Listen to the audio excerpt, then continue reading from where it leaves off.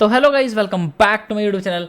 Title लोगों ने पढ़ लिया होगा तो शुरू करें। यस सर, मैं तुम्हारे लिए लेके आया हूँ एक इम्पॉर्टेंट एडजस्टमेंट की पीडीएफ जिसमें 5-6 पेजेस में हमने पिछले 3 अटेम्प्ट्स में जितने भी कोई टफ एडजस्टमेंट या तो रेकरिंग एडजस्टमेंट है कि भाई एक एमटीपी में भी पूछ लिए, एक आरटी में भी पूछ लिया, या फिर एक किसी पास्ट एग्जाम में भी आ रखी है, या वो इम्पॉर्टेंट है कि भाई एकदम से ट्विस्ट बड़ा इंपॉर्टेंट सा था, तो वो मैंने सारी एडजस्टमेंट्स को इकट्ठा करा और एक पीडीएफ में डाल दिया ईज़ के लिए। और मैंने इसमें करा क्या है मैं तुम्हें बता देता हूँ।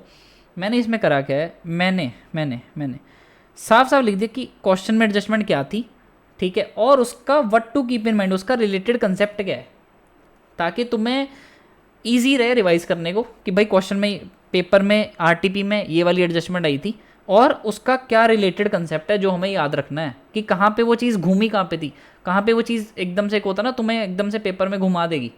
ठीक है, ठीक है सर। तो इसको बनाने में लगी है मेरी मेहनत, इसको बनाने में मेरी लगी है मेहनत। तो तुम्हें मैं तो कुछ कह ही नहीं रहा, चलो फिर स्टार्ट करते हैं। ठीक है, ये सर हमें ये पीडीएफ कहाँ मिल जाएगी? ऑब्वियसली टेलीग्राम चैनल, मेरा टेलीग्राम चैनल, यहाँ से तुम स्कैन भी कर सकते हो। और ऑब्वियसली ये पीडीएफ पता ही है तुम्हें, लिंक भी पता ही है वीडियो के डिस्क्रिप्शन में टेलीग्राम चैनल का। वेरी गुड, तो स्टार्ट करें। यस सर, ठीक है जी। तो ये क्वेश्चन में एडजस्टमेंट आई थी, ठीक है। क्या आई थी कि उसने प्रिंटेड लेटर सप्लाई करे थे एमके इंडस्ट्री को, रजिस्टर्ड पर्सन था गांधीनगर गुजरात का, और लोगो डिज़ाइन सप्लाई करा था एमके इंडस्ट्रीज़ ने। ठीक है, MK industries logo design wise supplied by MK industry. ठीक है, एमके इंडस्ट्री ने डिज़ाइन सप्लाई करा था। 5 लाख में से material cost was 4 lakh and balance was printing cost. Okay, तो यहाँ पे बात किस चीज़ की हो रही है? लेटर कार्ड्स की, लेटर कार्ड्स प्रिंट करने की। अब ये क्वेश्चन रेलिवेंट कहाँ पे है मैं बताता हूँ। वो बोलने में बोल रहा है कि out of 5 lakh material cost was 4 lakh, लेकिन अब यहाँ पे वो तुम्हें घुमाना क्यों चाहता है मैं तुम्हें बताता हूँ। देखो, जो प्रिंटिंग ऑफ लेटर कार्ड्स है, ठीक है, printing of letter card in case of supply of printing cards letter cards, that is supply of goods, that is supply of goods. और वो तुम्हें ऐसे घुमाना चाहता है कि देखो जी 5 लाख में से ना 4 लाख मटेरियल कॉस्ट थी, ताकि तुम सोचो कि अरे 1 लाख की तो सर्विसेज है, तो मैं 1 लाख पे जो टैक्स निकालूंगा वो सर्विसेज के रेट पे निकालूंगा और बाकी 4 लाख पे मटेरियल के रेट पे निकालूंगा। नहीं भाई, कॉम्पोजिट सप्लाई होती है, और कॉम्पोजिट सप्लाई में अगर तुम्हारे पास देखो printed envelopes, letter cards, printed boxes, tissue, napkin है तो सप्लाई ऑफ गुड्स है। फटाफट से समझा देता हूँ। अगर तुम प्रिंटिंग वाला कंटेंट तुम सप्लाई कर दो, उसके पास तो सिर्फ पेपर है कि भाई ये ले तेरे पास पेपर है ना, तू मेरे को बस प्रिंटिंग की सर्विस दे, तेरे को कंटेंट मैं देता हूँ, इसके ऊपर क्या छाप के देना है। तो हो गई सप्लाई ऑफ सर्विसेज की, जैसे बुक्स दे रहा हूँ। अब बुक्स मान लो ये मेरी बुक है, तो इस पर सारा कंटेंट तो मेरा है, उसके पास तो सिर्फ पेपर है, उसको बोलूँगा अरे छाप के दे, सिर्फ सर्विसेज दे।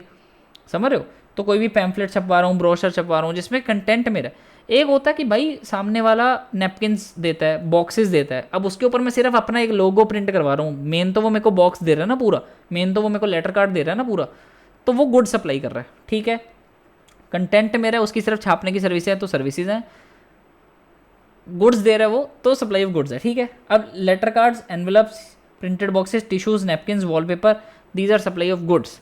तो यहाँ पे वो तुम्हें कंफ्यूज करना चाहता था कि मटेरियल कॉस्ट 4 लाख है, लेकिन 1 लाख जो है उस पर भी तुम्हें गुड्स वाला ही रेट लगाना है क्योंकि कॉम्पोजिट सप्लाई है। ठीक है सर। अब provided services of transportation of passenger by an omni bus through electronic commerce operator. अब यहाँ पे क्या होता है, जस्ट वैसे ही ताकि ताकि याद रहे, तुम्हें पता होना चाहिए कि अगर ओमनीबस जो है वो इलेक्ट्रॉनिक कॉमर्स ऑपरेटर के थ्रू सप्लाई करता है तो ई कॉमर्स ऑपरेटर ही टैक्स पे करता है। लेकिन अगर वो ओमनीबस वाला जो सप्लायर है वो कंपनी है तो कंपनी टैक्स पे करेगी। ठीक है, if supplier is company then company will pay tax, otherwise e commerce operator will pay tax. ठीक है जी। एक और कंसेप्ट, गुजरात बेस्ड सप्लायर है, गुजरात का बंदा है, ठीक है, उसने टेरिटोरियल वाटर्स में सप्लाई करी ब्लू वाटर्स इन कंपनी को जो महाराष्ट्र में रजिस्टर्ड है। तो मैं गुजरात का सप्लायर, सामने वाला रेसिपिएंट जो महाराष्ट्र में रजिस्टर्ड है, और मैंने उसको सप्लाई कहाँ करी है? टेरिटोरियल वाटर्स में। और तुम्हें पता है टेरिटोरियल वाटर्स में प्लेस ऑफ सप्लाई कहाँ बनती है? नियरेस्ट बेस लाइन पे। ठीक है सर। अब मैंने जो जो टेरिटोरियल वाटर में सप्लाई करी है, such territorial water was at the distance of 5 nautical miles to the baseline coast of Gujarat and 7 to Maharashtra. तो गुजरात से 5 नॉटिकल माइल दूर था और 7 नॉटिकल माइल दूर था महाराष्ट्र से। तो पास किसके पड़ा?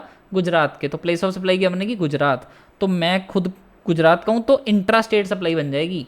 ठीक है जी, ओके। रेंट पे करा इंडियन रेलवेज को, रजिस्टर्ड इन मध्य प्रदेश है, ठीक है, प्रॉपर्टी का रेंट पे करा है, ठीक है। तो अगर इमूवेबल प्रॉपर्टी रेंट पे ली है तो सर हमने पढ़ा था आरसीएम चैप्टर में, वो सीजी एसजी वो सबसे मतलब यूटीएलए इन सबसे तुम अगर रेंटिंग ऑफ इमूवेबल प्रॉपर्टी लेते तो आरसीएम लगता है। वहीं पे तो उन्होंने सीजी के साथ ब्रैकेट में लिखा था excluding ministry of Indian railways, तो बस फिर ये रेंट इंडियन रेलवेज को पे करा तो इसमें हम आरसीएम नहीं लगेगा, ठीक है जी। Renting of immovable property by CG SG UTLA इन सब पे लग जाएगा, लेकिन except ministry of Indian railways तो आरसीएम लग जाएगा अगर मिनिस्ट्री ऑफ इंडियन रेलवेज के अलावा बाकी सब गवर्नमेंट है, ठीक है। ठीक है जी, एक रजिस्टर्ड पर्सन है लुधियाना पंजाब का जिसने रांची के बंदे को ऑर्डर दिया कि रांची में ही डिलीवरी कर दे। पंजाब का बंदा है, उसने रांची के झारखंड के सप्लायर को बोला कि झारखंड में ही डिलीवरी कर दे, तो बोला ठीक है। अब तुम्हें पता है इसमें bill to ship to model लगता है, ठीक है।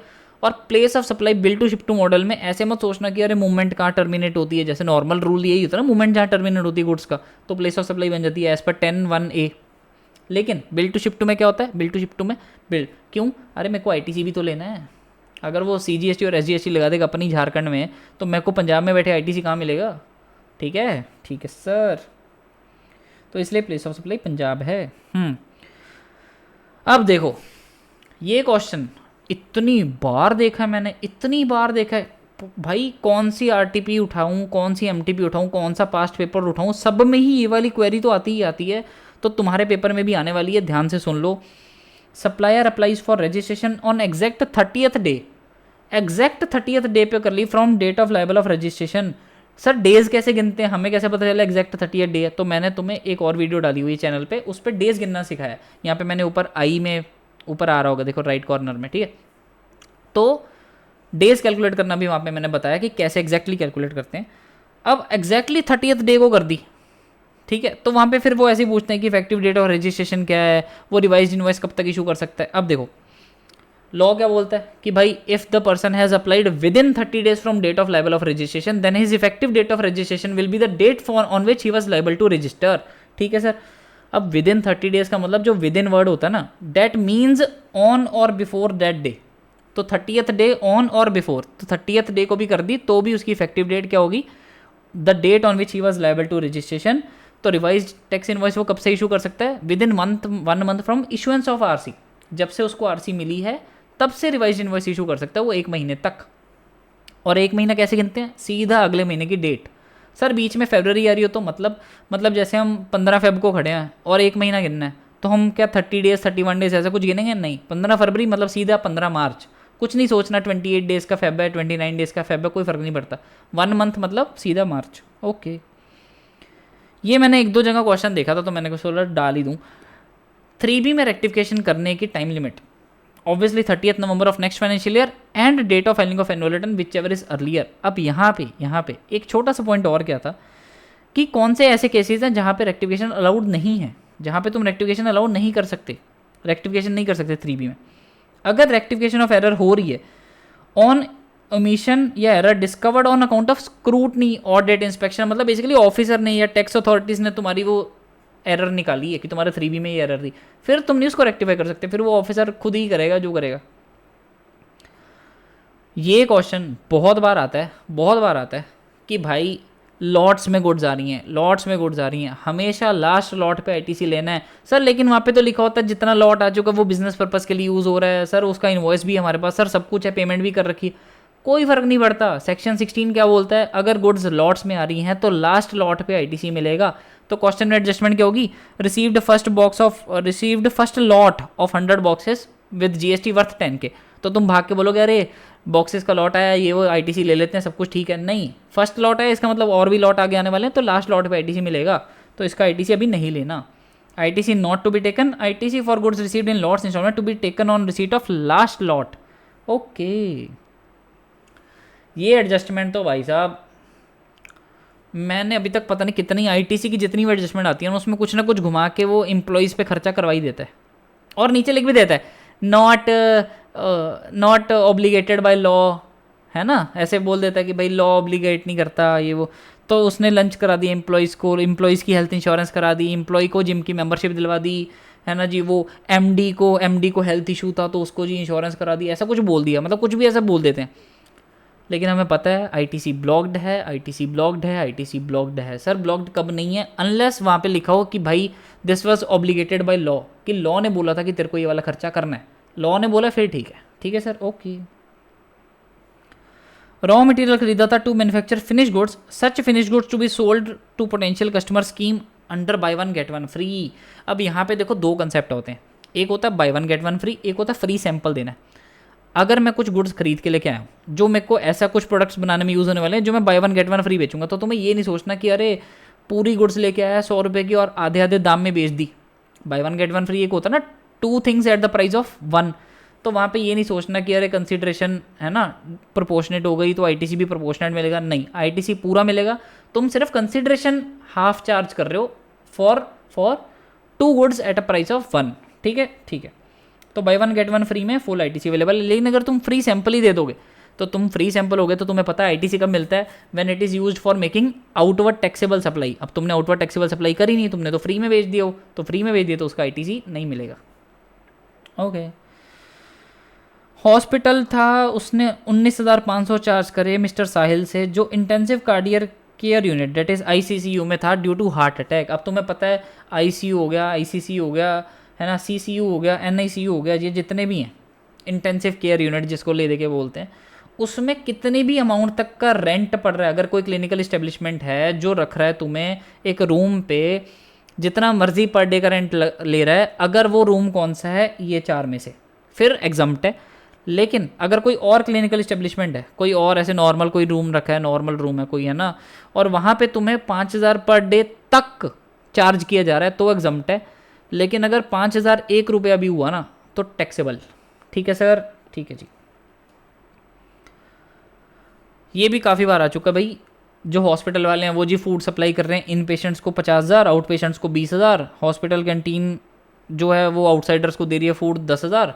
तो बताओ लाइबिलिटी क्या है? तो लाइबिलिटी तुम्हें किस पे निकालनी है? सिर्फ आउट पेशेंट्स और हॉस्पिटल कैंटीन टू आउटसाइडर्स वाले पे। जो food supply to in patient है that is considered as a composite supply. Composite supply with health care services. Principal supply कौन सी है? Health care services. Composite supply में ancillary services कौन सी है? फूड की सर्विसेज। तो वो कॉम्पोजिट सप्लाई में एग्जम्प्ट हो जाती हैं। और तुम्हें तुम्हें तुम्हें तुम्हें सिर्फ आउट पेशेंट्स को जो खाना दिया और जो हॉस्पिटल कैंटीन टू आउटसाइडर है उस पर टैक्स निकालना है। ओके। एफ लिमिटेड है मुंबई का, unregistered, had promise to DF private limited in October टई कि भाई मैं 3 महीने में कॉन्ट्रैक्ट कंप्लीट कर दूंगा, और उसको कंप्लीट कॉन्ट्रैक्ट कंप्लीट नहीं कर पाया। तो उसने डीएफ लिमिटेड जो कॉन्ट्रैक्ट जिसके लिए पूरा नहीं हो पाया जिस बंदे का, उसको कंसिडरेशन मिली for non performance of contract on time as decided by pre return agreement. Agreement में लिखा हुआ था कि भाई तेरा अगर मैं ये कंस्ट्रक्शन या कुछ भी कंप्लीट नहीं कर पाया ना, जो कमिटमेंट दे रहा हूँ, तो मैं तेरे को 3 महीने के अंदर अगर नहीं कर पाया तो मैं तेरे को पैसे दूंगा। उसने पैसे दे दिए। अब तुम्हें मैं बता दूं जीएसटी में क्या सीन रहता है। Services by agreeing to refrain an act, tolerate an act और टू डू एन एक्ट। 3 चीज़ें होती हैं। या तो तुम बोल रहे हो कि मैं ये एक्ट नहीं करूँगा, रिफ्रेन एन एक्ट, कि तुम उस चीज़ के पैसे ले रहे हो कि कल को मैं सिमिलर जॉब में नहीं आऊँगा, refrain an act. Tolerate an act कि तुम ये चीज़ करते रहना, मैं सह लूँगा, कोई दिक्कत नहीं है। Number 3 to do an act कि तुम मुझे पैसे दे रहे हो कि ये काम करके दे, मैं कर रहा हूँ। इन 3 पे तो जीएसटी लगता है, ये सप्लाई भी है और जीएसटी भी लगता है। लेकिन अगर तुम्हें लिक्विडेटेड डैमेजेस मिल रहे हैं जो सिर्फ वो मेरे को लॉस कंपेंसेट कर रहा है कि अरे यार भाई सॉरी यार भाई सॉरी भाई समझ के बोल रहा हूँ भाई सॉरी भाई, ऐसा बोल रहा है सामने वाला, और तुम्हें वो पैसे दे रहा है कि सॉरी भाई तेरा काम नहीं कर पाया, ये ले 200 रुपये रख ले, तब तो मेरे को वो सिर्फ मेरे दुख को सहारा दे रहा है। That is a mayor transfer of money. चाहे वो प्री रिटन एग्रीमेंट में है, ठीक है, कोई दिक्कत नहीं है, लेकिन मेयर ट्रांसफ़र ऑफ मनी है। अगला बोल रहा है कि यार भाई मेरे तेरा नुकसान हुआ है, ये ले, then it is not taxable. ये टोलरेट करने के पैसे नहीं दे रहा वो, कि तेरा जो नुकसान हुआ है उसको टोलरेट कर, वो तेरे को सिर्फ कंपेंसेट कर रहा है कि यार तेरा काम नहीं कर पाया, ये ले पैसे।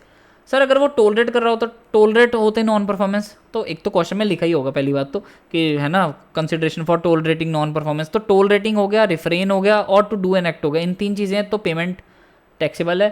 अदरवाइज वो तुम्हें सिर्फ है ना तुम्हारे डैमेजेस के लिए तुम्हें सहारा दे रहा है, तुम्हें कंसिडरेशन दे रहा है, कंपेंसेशन दे रहा है, then it is not taxable. Consideration मिली 2,42,500 रुपये for distribution of passes for cricket match organise as a firms annual event. Total 500 passes have been distributed. अब हमें पता है कि चाहे कोई रिकग्नाइज स्पोर्टिंग इवेंट है, चाहे कोई अनरिकग्नाइज स्पोर्टिंग इवेंट है, अगर उसमें एडमिशन के चार्जेस जो हैं वो 500 रुपये तक हैं, 500 रुपये तक हैं, देन इट इज़ एग्जम्प्ट। अब मेरे को बेसिक मैथ जो आती है वो ये है कि 500 इंटू 500 होता है 2.5 लाख, और यहाँ पे बनता है 2,42,500, तो मतलब 500 से कम ही निकल रही है अमाउंट। तो सीधी बात ये है कि ये एग्जम्प्ट हो जाएगा। एग्जम्प्ट है क्यों? Since consideration for services by way of right to admission to an unrecognised sporting event is not more than 500 per person से ज़्यादा नहीं पड़ रही है, तो एग्जम्प्ट है। ठीक है जी। टाइम ऑफ सप्लाई का ये क्वेश्चन हमेशा ही टेस्ट करता है वो तुम्हें, या तो वो तुम्हें एकदम से बोल देगा कि गुड्स पे एडवांस आया जी, गुड्स पे एडवांस आया, गुड्स पे एडवांस आया तो उसकी टाइम ऑफ सप्लाई नहीं निकलेगी। अगर फॉरवर्ड चार्ज मैकेनिज्म का केस है और गुड्स पे सप्लाई आता है तो उस पर टाइम ऑफ सप्लाई नहीं निकलती है सर। लेकिन सर्विसेज पे है, सर्विसेज पे कैसे होता है? Invoice issued within prescribe limit, invoice issued without मतलब after prescribe time limit. Within prescribe limit हो गया तो date of invoice and date of payment. अगर प्रिस्क्राइब लिमिट में नहीं हुआ तो date of provision of services और date of payment whichever is earlier. ठीक है जी। गुड्स के केस में टाइम ऑफ सप्लाई क्या होती है फॉरवर्ड चार्ज मैकेनिज्म में? Last day to issue tax invoice, है ना, date of issue of invoice और last day to issue tax invoice whichever is earlier. तो उसको कंसल्टेंसी सर्विस के केस में मिला तो यहाँ पे टैक्सेबल हो जाएगा। और यहाँ पे मैंने लिख दिया कि भाई फॉरवर्ड चार्ज मैकेनिज्म के केस में सर्विसेज में एडवांस पे टाइम ऑफ सप्लाई निकल जाती है, गुड्स के लिए एडवांस की कोई इज्जत नहीं है, गुड्स के लिए एडवांस की कोई इज्जत नहीं है। और मैं ऐसे ही लिखता हूँ ताकि तुम्हें याद रहे। ठीक है, अच्छी बात है, कोई कॉपी भी नहीं करेगा क्योंकि तुम्हें फिर पता चल जाएगा कि ऐसी लैंग्वेज तो सिर्फ सचिन रहेजा लिखता है। ठीक है, ओके। और इस क्वेश्चन में hence taxes payable on advance, क्योंकि एडवांस सर्विसेज पे मिला। ठीक है, लीगल फीस मिली है सचिन को, एडवोकेट हूँ मैं सीए था बेटे, अब तो मैं एडवोकेट हूँ। Legal fees issued by Sachin and advocate from Mrs Navya, trading company है, टैक्सेबल सप्लाईज करती है, महाराष्ट्र में लोकेटेड है, 50 लाख टर्नओवर है उसकी प्रीवियस फाइनेंशियल ईयर में। अब यहाँ पे एक बहुत इंपॉर्टेंट पार्ट क्या देखने वाला कि एक एग्जम्पशन में ना एक बहुत ही खास चीज़ छुपी हुई है कि अगर तुम्हें लीगल सर्विसेज मिलती हैं एडवोकेट से ना, एडवोकेट से, फर्म ऑफ एडवोकेट से, ऐसा किसको मिलती हैं सर? सर अगर नॉन बिजनेस एंटिटी को मिलती हैं एग्जम्प्ट, सर अगर बिजनेस एंटिटी को मिलती हैं एंड उसकी प्रीवियस फाइनेंशियल ईयर की turnover was less than the threshold, जो थ्रेशोल्ड होती है ना जिस पे रजिस्ट्रेशन है ना 20 लाख 40 लाख जो भी जिस पे रजिस्ट्रेशन करवाना पड़ता है उससे भी कम है, देन वो सर्विसेज एग्जम्प्ट है। अब मैं क्यों बता रहा हूँ कि इस क्वेश्चन में तो था कि भाई उसकी पिछले साल की टर्नओवर थी 50 लाख, तो यहाँ पे तो उसने ठीक है टैक्सेबल बनती है, कोई दिक्कत नहीं है, आरसीएम पे करो। अब यहाँ पे क्या सीन था, मैंने कंसेप्ट बता दिया कि अगर करंट ईयर में टर्नओवर 50 लाख होती, जो उन्होंने बोला ना 50 लाख पिछले फाइनेंशियल ईयर में, अगर वो बोलते नहीं करंट ईयर की 50 लाख है, पिछले साल की टर्नओवर थी 15 lakh, then it was exempt. अब भी फिलहाल नाउ टैक्सेबल अंडर आरसीएम, फिलहाल तो टैक्सेबल अंडर आरसीएम है, लेकिन अगर ऐसा होता तो इट वॉज एग्जम्प्ट। ओके, और ये भाई ये एडजस्टमेंट देखो ये तो आईसीआई हमें क्या समझती है भाई, हम क्या पढ़ते नहीं है क्या, पढ़े लिखे नहीं है क्या? एकदम से ऐसे बोल देगी purchase a car for the official use of the managing partner of the firm for business use, एकदम ऐसे ऐसे बोल दे कि देखो इनवॉइस भी अवेलेबल है, ऑफिशियल यूज़ भी है, बिजनेस यूज़ भी है, कंपनी के काम के लिए यूज़ होगी, है ना, मतलब ऐसा कुछ ऐसा बढ़िया सा बता देंगे कि भाई तुम्हें ऐसा लगे कि हाँ हाँ भाई ये तो बिजनेस एसेट ही है, बिजनेस के लिए यूज़ होगी। कार का आईटीसी नहीं मिलेगा, नहीं मिलेगा, कार का आईटीसी नहीं मिलता, जो मर्जी कर लो सर वो, अनलेस वो कि हाँ भाई आगे सिमिलर सप्लाई करनी है, ट्रांसपोर्टेशन ऑफ पैसेंजर करनी है, किसी को गाड़ी चलाना सिखाना मेरा काम है, then it is different. But normal case में, ऐसे केसेस में, है ना, चाहे ऑफिशियल यूज़ हो, मैनेजिंग यू पार्टनर हो, कुछ भी हो, नहीं मिलेगा तो मतलब नहीं मिलेगा। जितना मर्जी जोर लगा ले आईसीआई इसको ऑफिशियल यूज़ बिजनेस यूज़ लिख के, कार का आईटीसी नहीं मिलेगा तो मतलब नहीं मिलेगा। बोलो और वंटा है क्या बोलते तुम? देखो मैंने तुम यहीं से देख सकते हो कि मैंने हर चीज़ पे ना खुद बैठ के टाइम लगाया, कि खुद बैठ के लिखा है ये सब, है ना, ताकि तुम्हें याद रहे, ताकि तुम्हें क्लिक होता रहे कि नहीं नहीं हाँ, क्योंकि इंग्लिश में पढ़ी हुई चीज़ें ना थोड़ी ऐसे क्लिक याद रह जाती हैं कि हाँ अरे ये तो अपनी भाषा लिखी हुई है ना, जो हम व्हाट्सएप पे रोज़ लिखते हैं, तो वो वाली। तो तुम्हें अगर ये मेहनत अच्छी लग रही है तो तुम अभी के अभी इस वीडियो को थोड़ा 1 सेकंड रुक के लाइक करो, कमेंट करो, सब्सक्राइब करो चैनल को और टेलीग्राम चैनल ज्वाइन करो। सर आप ये अभी क्यों बोल रहे हो, वीडियो के एंड पे क्यों नहीं? वीडियो के एंड पे तुम भाग जाते हो। चलो आगे चलते हैं। Availed works contract services for repair of office building. Works contract services sir, अगर वर्क्स कॉन्ट्रैक्ट सर्विसेज हैं सर वो तो, सर अगर works contract for construction of immovable property होती है तो वो तो ब्लॉक्ड है सर आईटीसी उसका। लेकिन अगर सर वो रिपेयर मेंटेनेंस इन चीज़ों के लिए यूज़ हो रही है तो सर देखना पड़ता है कि वो बुक्स में कैपिटलाइज करी गई हैं कि रेवेन्यू नेचर समझ के पीएनएल में डेबिट। तो इन्होंने क्या करा, amount of repair was debited in profit and loss. तो मतलब इन्होंने बुक्स में कैपिटलाइज नहीं करा, उस खर्चे को कैपिटलाइज नहीं करा, तो फिर हम उसका आईटीसी ले सकते हैं।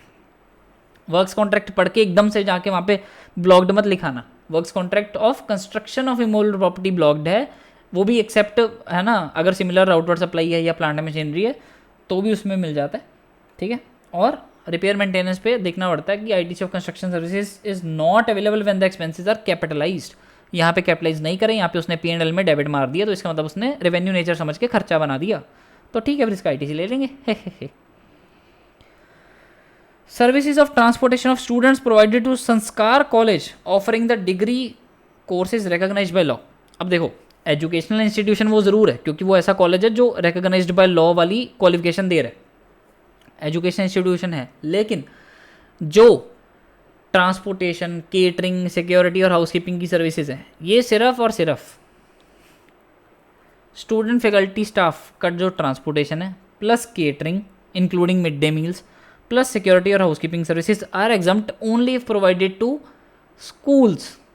तो यहाँ पे क्या है, ये संस्कार कॉलेज, तो यहाँ पे टैक्सेबल है, ठीक है जी। अब एक मुंबई की फर्म है। अब देखो एक चीज़ बताओ, ये तुम्हें कहीं एडजस्टमेंट में कहीं मुंबई की फर्म लिखा मिलेगा क्या?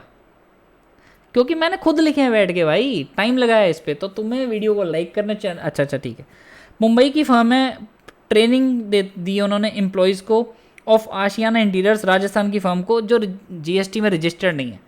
ये तो प्लेस ऑफ सप्लाई का क्वेश्चन आ गया। तो सर अगर ट्रेनिंग एंड अप्रेजल सर्विसेज मिल रही हैं, अगर तो अनरजिस्टर्ड है तो जहाँ पे ट्रेनिंग एंड अप्रेजल सर्विसेज मिली हैं वो जगह बन जाएगी तुम्हारी प्लेस ऑफ सप्लाई। और अगर रजिस्टर्ड पर्सन है तो जहाँ पे वो रजिस्टर्ड है वहाँ पे मिलेगी, ठीक है।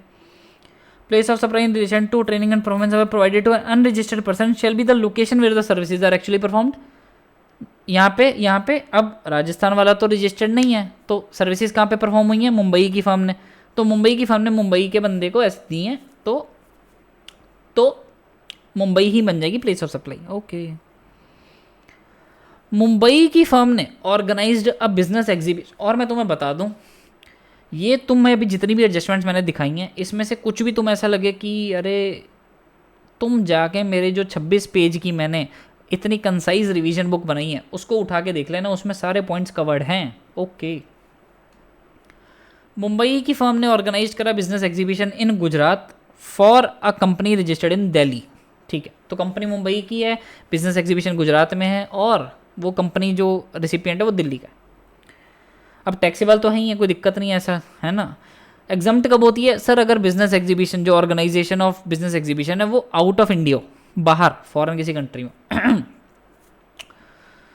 सिंस है ना। अब ये इंटर स्टेट सप्लाई है, क्यों? क्योंकि place of supply by way of organisation of cultural, artistic, sporting, scientific, educational और entertainment event, organisation of, not admission to, organisation of these events in relation to a business exhibition in case of a registered person is location of such recipient। तो अगर registered person है तो location of recipient is the place of supply, that is Delhi. तो यहाँ पे दिल्ली में registered था वो, ओके। BLF मॉल है नोएडा का, उसने services the bye way of vehicle parking two general public. बताओ एग्जाम्प्ट है कि नहीं? सर हमने ऐसा कुछ कभी पढ़ा ही नहीं है। जब नहीं पढ़ा तो कॉन्फिडेंट रहो ना, नहीं पढ़ा तो फिर टैक्सेबल है, बात खत्म। ये भाई कभी कभार ना एकदम से तुम्हारे बोलेगा डिटरमिन द टैक्सेबिलिटी, हाँ टैक्सेबल है। कभी नहीं पढ़ा जब ऐसा कुछ एग्जम्पशन, तो बस फिर टैक्सेबल है, बात खत्म। कैपिटल गुड्स खरीदी, out of 3 items invoice for 2 items were missing. अब वो तुम्हें चाहे क्वेश्चन में जितना मर्जी कंफ्यूज कर ले कि कैपिटल गुड्स बिजनेस पर्पस के लिए हैं, कैपिटल गुड्स का सामने वाले सप्लायर ने R1 भी भरी हुई है, हमारे 2B में भी बोल रहा है, उसने टैक्स भी पे कर रखा है, सारी कंडीशन सेटिस्फाइड है, लेकिन जब तुम्हारे पास इन्वॉइस ही नहीं है, या फिर वो कभी कभार क्या बोल देता है, इन्वॉइस की जगह डिलीवरी चलान है, समझ रहे हो। अब ऐसे तो नहीं चल पाएगा, लॉ में इनवॉइस और अदर प्रिस्क्राइब डॉक्यूमेंट्स लिखा है तो वही डॉक्यूमेंट्स चाहिए, अगर वो नहीं है तो फिर आईटीसी नहीं ले सकते। तो आईटीसी नहीं ले सकते फॉलोइंग केसेस में, ये देखो फॉलोइंग केसेस में आईटीसी नहीं ले सकते। अभी कितना पर्सनलाइज्ड मैंने खुद लिखे अपने हाथों से ऐसे नोट्स बैठ के, तुम इज्जत नहीं करते, तुम अभी तक तुमने वीडियो को लाइक नहीं करा, चैनल को सब्सक्राइब नहीं करा, अच्छी बात नहीं है यार। फॉलोइंग केसेस में आईटीसी नहीं ले सकते अभी, अगर इनवॉइस मिसिंग है। अगर इनवॉइस की जगह कोई ऐसा डिलीवरी चलान, इनवॉइस की जगह ई वे बिल है, ऐसा कुछ भी बोल दे, नहीं मिलेगा। या फिर वो बोले कि अरे अभी तो एक्चुअली लास्ट वीक चल रहा है ना तुम्हारे मंथ का, अगले मंथ में इनवॉइस मिल जाएगा, तो अगले मंथ में मिलेगा ना, तो तब ले लेना आईटीसी। अभी नहीं मिलेगा, जब तक तुम्हारे हैंड में इनवॉइस नहीं है आईटीसी मत लो, ठीक है। कंपनी को मिला 1 lakh as late payment charges for delay in payment of consideration from a client who service contract was completed in जून।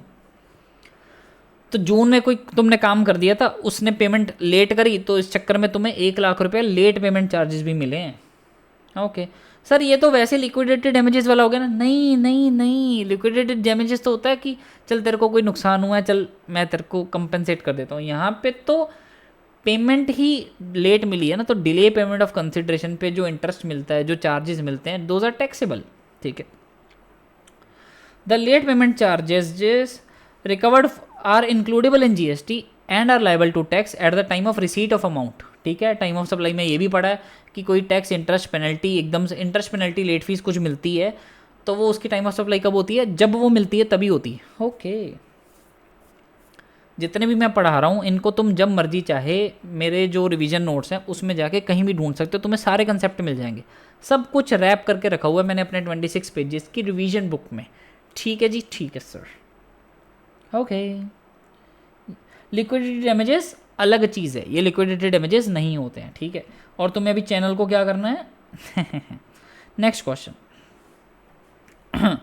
रंगी ट्रांसपोर्टर्स है, रजिस्टर्ड है, जीटीए है, services of transportation of goods दिए इसने। तनेजा एंड तनेजा कंपनी को अनरजिस्टर्ड पार्टनरशिप फर्म है, partnership firm unregistered है, 8,000 दिए। अब भाई services provided to a GT by a GTA to an unregistered person including an unregistered casual taxable person other than वो जो स्पेसिफाइड है आरसीएम में, वो एग्जाम्प्ट है। अगर किसी अनरजिस्टर्ड पर्सन को दे रही है, अनरजिस्टर्ड कैजुअल टैक्सेबल पर्सन को दे रही है, बेसिकली उनको दे रही है जिन पे आरसीएम नहीं लगता, तो एग्जाम्प्ट है। लेकिन तुम्हें पता है पार्टनरशिप फॉर्म वेदर रजिस्टर्ड और नॉट, आरसीएम लगता है, वेदर रजिस्टर्ड और नॉट अंडर एनी लॉ, ठीक है। तो ठीक है, अदर देन इंटरअली, इंटरअली समझते हो ना, अमंग अदर थिंग्स, कि बाकी सारी चीज़ें एक तरफ, और मतलब बाकी सारी चीज़ों को ध्यान में रखते हुए, लेकिन फिलहाल इस पॉइंट पे बात करते हुए उनको एक्सप्लिसिटली नहीं बता रहे, मतलब ये होता है इंटरअली, ठीक है। Any partnership firm whether registered और not under any law including association of person is exempt under GST, ठीक है। अब पार्टनरशिप फर्म यहाँ पे उसने बोला अनरजिस्टर्ड है, तो क्या होगा, पार्टनरशिप फर्म और association of person whether registered और नॉट, जीटीए पे आरसीएम लगेगा, तो यहाँ पे उसको आरसीएम लगेगा, टैक्सेबल है जीएसटी में। Okay, provided accommodation services to 10 CA students originally from outside Rajasthan थे in a hostel Sachin homes. Sachin homes करके मेरा एक हॉस्टल है राजस्थान का, वहाँ पे वो आए, उन्होंने मेरे को 22,000 पर स्टूडेंट चार्जेस दिए और मिनिमम 4 महीने तो रुकेंगे। अब तुम्हें पता है एक एग्जाम्पशन कि supply of accommodation services having value of supply up to 20,000 per person and minimum stay continuous period of 90 days का होना चाहिए, ठीक है जी। अब यहाँ पे मिनिमम स्टे 90 डेज से तो ऊपर है, 4 महीने रुक रहे हैं, लेकिन 22,000 पर पर्सन दे रहे हैं, तो यहाँ पे एग्जाम्पशन नहीं मिलेगी, टैक्सेबल हो जाएगा। हॉस्टल हो गया, कोई ऐसे है ना जो कैंपस टाइप होता है, जो स्टूडेंट्स के लिए रुकने के लिए होता है, okay. Intrastate services provided as a business correspondent of money bank registered in Rajasthan with respect to accounts in its Jaipur city branch. City branch sir, rural branch करता तो हम एग्जम्प्ट कर भी देते, उसने सिटी ब्रांच कर दिया, सिटी ब्रांच के कारण हम एग्जम्प्ट नहीं कर पाएंगे। इसमें एक और पॉइंट ध्यान का देने वाला है जो आरसीएम वाला होता है कि भाई बिजनेस कॉरेस्पॉन्डेंट बैंक को सर्विसेज देता है तो आरसीएम नहीं है, एजेंट ऑफ बिजनेस कॉरेस्पॉन्डेंट को सर्विसेज देता है तो आरसीएम है। बिजनेस फैसिलिटेटर अगर बैंक को सर्विसेज देता है then it is payable under RCM. Business facilitator bank को दे आरसीएम, बिजनेस कॉरेस्पॉन्डेंट बैंक को दे आरसीएम नहीं है, बिजनेस कॉरेस्पॉन्डेंट का एजेंट बिजनेस कॉरेस्पॉन्डेंट को दे तो आरसीएम है। ओके तो यहाँ पे टैक्सेबल हो जाएगा क्योंकि उसने रूरल एरिया ब्रांच को नहीं दी, ठीक है। Exempt only when it is apply to rural area branch. Okay company ने अपने 5% इक्विटी शेयर दे दिए मर्चेंट बैंकर को कि आईपीओ निकाल दे, ठीक है, और वो शेयर्स की मार्केट वैल्यू 8 लाख है, फेस वैल्यू 5 लाख है। अब सर हमें इतना तो जीएसटी आता है कि मनी एंड सिक्योरिटीज़ जो हैं वो नीदर गुड्स है नॉर सर्विसेज है, तो है ना, तो उस पर कुछ ऐसे वो ट्रांसफर ऑफ जो शेयर्स है वो सप्लाई नहीं गिनी जाती, बिकॉज ना वो गुड्स है ना वो सर्विसेज हैं। ओके बस यही बताना था, पता है ना तुम्हें, क्योंकि बच्चे क्या करते हैं एकदम से वो 5 लाख 8 लाख देख के सोचने लग जाते हैं कि कहीं कुछ कैलकुलेशन तो नहीं करनी। भाई फिगर्स देख के भागा मत करो, एडजस्टमेंट पे कॉन्फिडेंट रहा करो कि हमें कंसेप्ट आता है, जो सिक्योरिटीज़ वगैरह हैं वो नीदर गुड्स हैं नॉर सर्विसेज हैं, तो उस पर कोई टैक्स नहीं है, कोई सप्लाई नहीं है। ओके स्टॉक ट्रांसफ़र करा, ये बहुत बार आता है, स्टॉक ट्रांसफ़र करा 58,000 का, ठीक है, एक ब्रांच को, ठीक है, और branch has been declared as an additional place in the registration certificate. तुम्हारा जो रजिस्ट्रेशन सर्टिफिकेट है तुमने उसी पे उस ब्रांच को एडिशनल प्लेस ऑफ बिजनेस दिखाया हुआ है, तो इसका मतलब उसका सेपरेट जीएसटीएन नहीं है। सेपरेट जीएसटीएन नहीं है तो लॉ को कैसा पता चलेगा कि तुम अलग अलग लोग हो? लॉ की नज़र में तो तुम एक बंदा हो, एक ही लोग हो तुम लॉ की नज़र में, तो एक ही बंदा आपस में मेरे एक हाथ से दूसरे हाथ में चले जाए तो सप्लाई थोड़ी है, लेकिन एक हाथ से दूसरे हाथ में चले जाए, सेपरेट जीएसटीएन पे चले जाए तो सप्लाई है। अभी अभी यहाँ पे since additional place of business दिखा रखा था तो डिस्टिंक्ट पर्सन नहीं है, सेपरेट जीएसटीएन नहीं है, तो यहाँ पे सप्लाई ही नहीं है विदाउट कंसिडरेशन। शेड्यूल 1 क्या बोलता है? Without consideration supply with in distinct persons, तो यहाँ पे डिस्टिंक्ट पर्सन ही नहीं है क्योंकि सेपरेट जीएसटीएन नहीं है। ओके ये 3 जगह तो मेरे को दिख ही गया होगा कम से कम। Outward supply of services of milling of paddy into rice. Sir हमें तो सर एग्रीकल्चरल जहाँ भी वर्ड दिखता है ना सर, हमें चावल दिख गए, पैडी दिख गए, हम तो पागल हो जाते हैं, भाग के जाके एग्जाम लिख देते हैं। नहीं, ऐसी कोई भी इंटरमीडिएट प्रोसेस जो उसकी प्राइमरी मार्केट में बेचने के लिए नहीं है, जो उसको सेकेंडरी मार्केट में बेचने के लिए, ठीक है। पैडी ही तुम्हारा प्राइमरी मार्केट में बिक जाए, लेकिन उसकी तुमने मिलिंग करके उसको चावल बना दिया, अब तो वो सीधा सेकेंडरी मार्केट में बिकेगा ना कस्टमर्स को, then it is not eligible for exemption. Air tickets खरीदी for its employees from Patna to Guwahati Assam, ठीक है, गुवाहाटी जो है आसाम में, ठीक है। Airport in economy class, oh the total fare was 1 lakh out of which basic fare was 80,000। अब देखो फिर से वही बात, कंसेप्ट स्ट्रॉन्ग रखो। तुम्हें उसने एकदम से ऐसे फिगर्स फेंक दी कि 1 लाख, उसमें से बेसिक फेयर 80,000 था, फिर तुमको सोचने लग जाओ अरे यार 20,000 का कुछ करना तो नहीं है, ये तो नहीं करना, वो तो नहीं करना, नहीं सोचना, कंसेप्ट पे स्ट्रॉन्ग रहो। अगर इकोनॉमी क्लास तुम्हारी याद है ना, मोह माया मुक्त यू संत, मैं तुम्हें लिख के चलता हूँ रिवीजन बुक में, एग्जामिशन वाला चैप्टर खोल लेते हैं अपन, ट्रांसपोर्टेशन ऑफ पैसेंजर था यहीं पे, ये रहा, transport of passengers by air in economy class from और टू, चाहे वहाँ से जा रही है चाहे वहाँ पे आ रही है, कहाँ से? मोह माया मुक्त यू संत एंड असम एंड वेस्ट बंगाल। मोह माया मुक्त यू संत, अगर तुमने मेरी बाकी वीडियोस देखी तो तुम्हें ये भी पता होगा, मैंने इस पर एक शॉर्ट्स भी डाला था। ओके मोह माया मुक्त यू संत, यू को मैंने काटा हुआ है, तो मोह माया मुक्त क्या है? मणिपुर मिजोरम मेघालय उत्तराखंड काटा हुआ है, सिक्किम एपी नागालैंड त्रिपुरा, तो सिक्किम अरुणाचल प्रदेश नागालैंड त्रिपुरा ये सारे ओके हैं। असम एंड वेस्ट बंगाल, तो अगर इनसे एयर फ्लाइट जा रही है और इकोनॉमी क्लास है देन इट इज़ एग्जम्प्ट। तो यहाँ पे क्या सीन था, सर, यहाँ पे वो जा रही थी, ये रहा, पटना से जा रही थी गुवाहाटी असम में जा रही थी, तो टू असम जा रही थी तो एग्जम्प्ट है, तो ये 1,80,000 कोई फर्क नहीं पड़ता इससे, exempt. Okay we are on the last page baby, let's go. Outward supply of services of giving trucks on hire to government authority. Sir हमें तो जहाँ पे भी गवर्नमेंट दिखता ना हम एकदम से ऐसे हो जाते हैं कि गवर्नमेंट के रिलेटेड तो एग्जम्प्ट ही होगा, नहीं। देखना पड़ता है भाई लोग, एग्जाम्शन में स्पेसिफिकली क्या लिखा है। अगर तुम हायर पे दे रहे हो 12 पैसेंजर से ऊपर की सीट वाला स्टेट ट्रांसपोर्ट अंडरटेकिंग को दे रहे हो, जिसका प्राइमरीली पर्पस वो होता है कि पैसेंजर्स को कम्यूट करना, जो तुम्हारी पंजाब रोडवेज चलती है, हरियाणा रोडवेज चलती है, वो जो सरकारी स्टेट ट्रांसपोर्ट अंडरटेकिंग होती है, उसको तुम हायर पे दे रहे हो, then it is exempt. And अगर तुम इलेक्ट्रिक व्हीकल लोकल अथॉरिटी को दे रहे हो भाई ग्रेटर देन 12 सीट्स के पैसेंजर्स वाला, देन इट इज़ एग्जम्प्ट। तो यहाँ पे गवर्नमेंट अथॉरिटी को दे रहा है which is not a state transport undertaking, STU नहीं है, लोकल अथॉरिटी नहीं है, देन इट इज़ टैक्सेबल। ये तो मैंने अब तक कम से कम 5-6 बार देख ली होगी ये वाली adjustment. During the course of arranging and filing documents the accountant of craft model limited observe that and invoice for 30,000 excluding tax dated 2 December 23। अब इसमें एक पॉइंट बहुत तगड़ा है, पॉइंट बहुत अच्छा है इसमें डेज कैलकुलेशन तुम्हारी टेस्ट होती है। डेज कैलकुलेशन को लाइटली मत लेना, यहाँ पे टेस्ट हो चुकी है इस क्वेश्चन में। देखो ये वाला क्वेश्चन बहुत ही तगड़ा, बहुत ही तगड़ा। ठीक है जी, तो 30,000 का इन्वॉइस मिला, 2 दिसंबर 23 उसकी डेट थी, और उसने बुक्स में रिकॉर्ड करना भूल गई और पेमेंट करी नहीं है, और ये इन्वॉइस इशू करा था राहु केतु ने, पटना से हैं, रेंटिंग ऑफ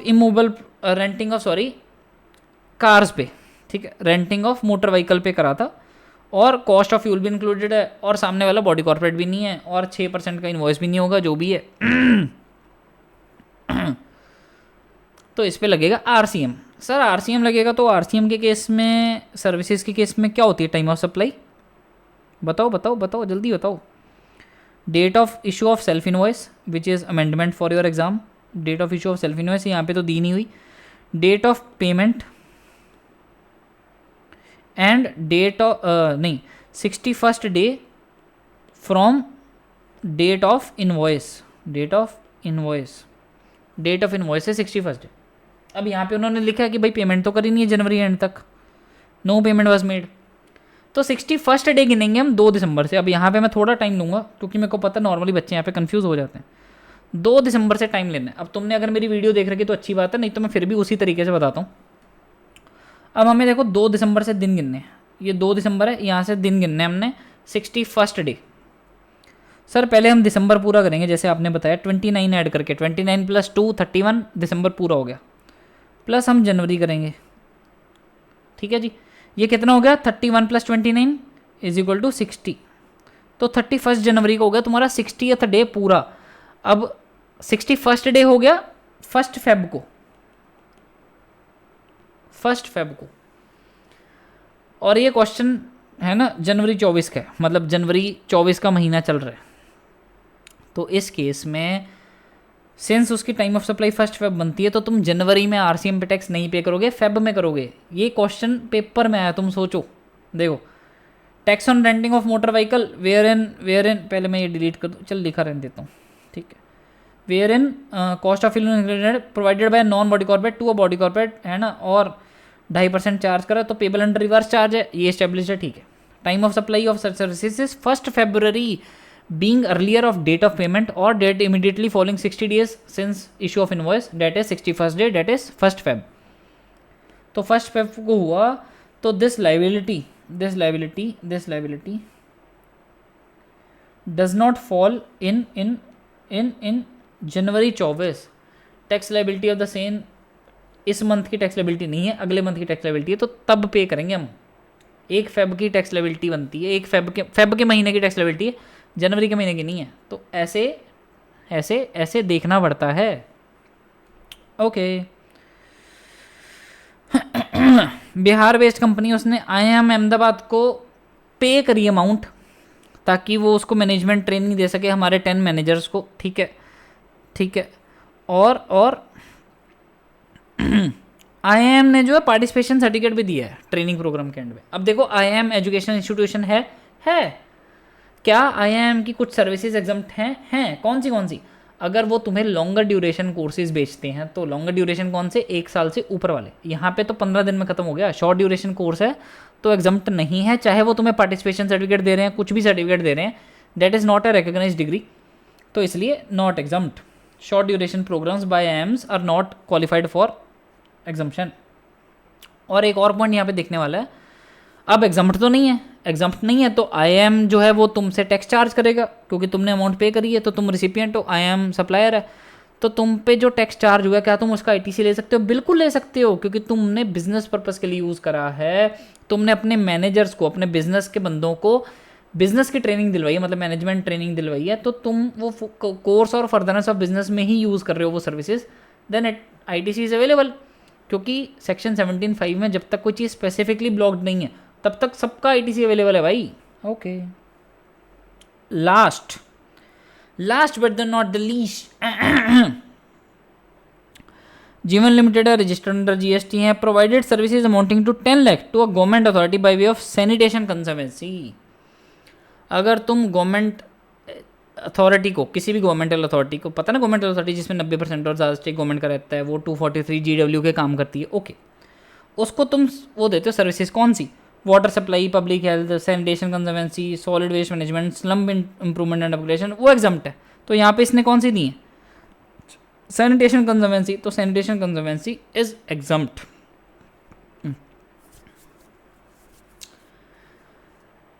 इसी के साथ हमारी ये ख़त्म होती हैं, ठीक है। अब मैं तुम्हें बता दूं दो बातें इंपॉर्टेंट बातें। नंबर एक बात तो ये वाली, ठीक है। सेकंड बात क्या है कि तुम्हें ये एडजस्टमेंट मैं बता दूं कि मैंने RTP, MTP, PYQ ऐसे सारे छांट के पिछले 3 अटेम्प्ट्स के छांट के निकाल के उसमें से एडजस्टमेंट जो इंपॉर्टेंट वाली है वो डाल दी। सर क्या इसमें से हमारा सारा कंसेप्ट कवर हो गया? नहीं, कुछ ऐसे कंसेप्चुअल क्वेश्चंस हैं जो बड़े क्वेश्चंस जो अपने आप में कोई एडजस्टमेंट नहीं है, लेकिन उसमें पूरा कंसेप्ट अप्लाई होता है, वो मैं अलग से करा दूंगा। लेट से कुछ सुपर इंपॉर्टेंट क्वेश्चंस की अलग से एक PDF बना के, अलग से कुछ बना के। सर क्या इसमें हमारी सारी एडजस्टमेंट कवर होगी? नहीं, जितनी भी इजी वाली थी, जो मेरे को लग रहा था कि यार ये तो बच्चे जिसने बेसिकली एक रिवीजन भी करी है ना उसको भी पता होगा इसका आंसर, तो वो मैंने इसमें उठा के नहीं डाली। जो इंपॉर्टेंट है, जो रेकरिंग है, जिसमें बहुत तगड़ा ट्विस्ट है कुछ, वो वाली डाली है मैंने इसमें। तो ये तुम्हें पढ़नी है PDF दोबारा से। कहीं पे कुछ भी डाउट आया तो मेरे को टेलीग्राम पे मैसेज करो, यूट्यूब के कमेंट सेक्शन में बताओ, जैसे तुम्हें ठीक लगे वैसे करो, ठीक है जी। इसी के साथ तुम्हारी इंपॉर्टेंट एडजस्टमेंट होती हैं ख़त्म। जल्दी आऊँगा सुपर इंपॉर्टेंट क्वेश्चंस लेके तुम्हारे एग्जाम्स के लिए।